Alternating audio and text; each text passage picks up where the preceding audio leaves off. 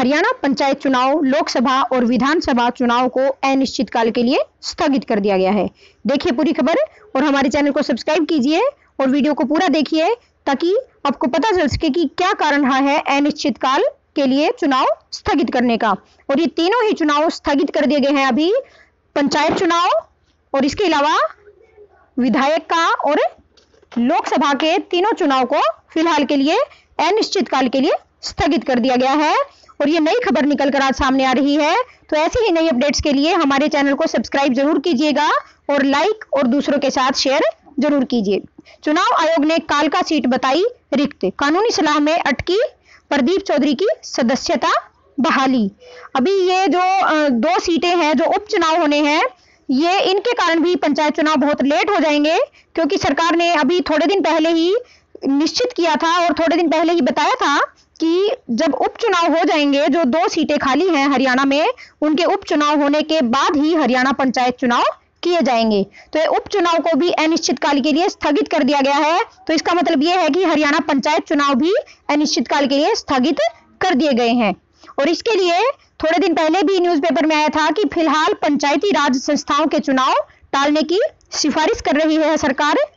चुनाव आयोग अभी जारी नहीं करेगा चुनाव का कार्यक्रम, क्योंकि पहले आंदोलन, किसान आंदोलन की वजह से चुनाव नहीं हो पाए।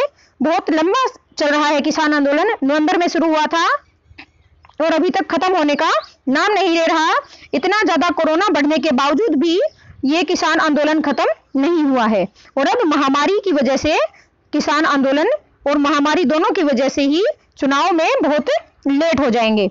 अब इसके अलावा जो विधानसभा के जो चुनाव हैं, दो जो उपचुनाव होने हैं कालका और एलनाबाद में, उनके उपचुनाव को अभी फिलहाल के लिए टाल दिया गया है।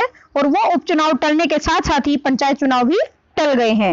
निर्वाचन आयोग ने देश में कोविड-19 के मौजूदा हालत को देखते हुए लोकसभा की 3 और हरियाणा की कालका और एलनाबाद विधानसभा की 2 सीटों समेत देश के 8 सीटों पर होने वाले उपचुनाव को टालने का फैसला लिया है। आयोग ने कहा कि लोकसभा की 3 सीटों दादरा नगर हवेली, खंडवा मध्य प्रदेश में है जो, और मंडी हिमाचल प्रदेश में ये रिक्त हैं।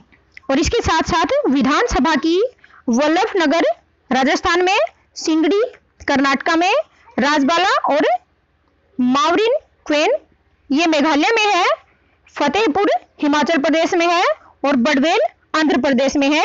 ये सीटें अभी खाली है विधानसभा की भी।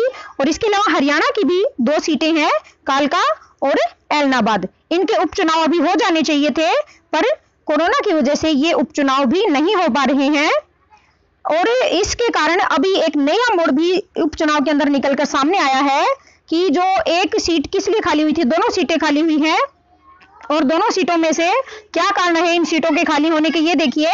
हरियाणा में जो 2 सीटें खाली हुई हैं विधानसभा की, उनके खाली होने के क्या कारण हैं, ये भी मैं आपको इस वीडियो में बताऊंगी। और देखिए कि जो 2 सीटें खाली हुई हैं, उनमें से जो एक सीट है उसके ऊपर है जो विधायक थे, वो थे प्रदीप चौधरी। और चुनाव आयोग ने कालका सीट को अभी खाली बता दिया गया है।